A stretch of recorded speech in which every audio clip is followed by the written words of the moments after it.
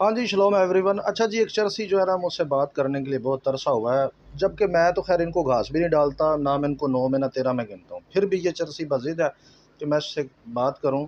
तो ठीक है, तसव्वुर खुदा पर बात होगी कि तसव्वुर खुदा है या नहीं है, ठीक है जी, उस पर बात होगी। और ये चर्सी जो है इसी तरह जिस तरह से मैंने वीडियो बनाई है, अपना चेहरा दिखाए, क्योंकि आज तक पाकिस्तान में इस चर्सी को किसी ने नहीं देखा।